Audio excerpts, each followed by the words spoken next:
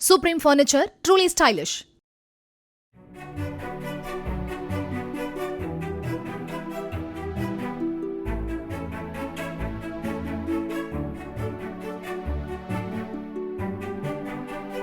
திருநெல்வேலி கிழக்கு மாவட்ட காங்கிரஸ் கமிட்டி தலைவர் KPK ஜெயக்குமார் தனசிங் மரணம் தொடர்பாக முன்னாள் மத்திய அமைச்சர் தனுஷ்கோடி ஆதித்தன் உள்ளிட்ட 5 பேரிடம் தனிப்படை போலீசார் விசாரணை நடத்தினர்.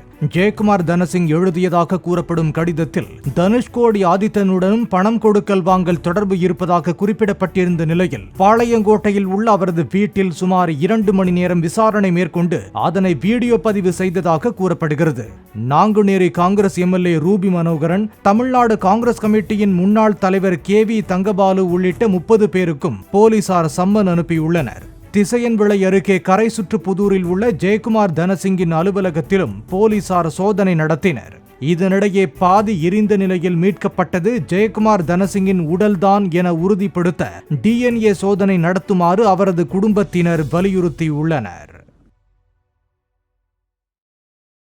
Supreme Furniture, truly stylish.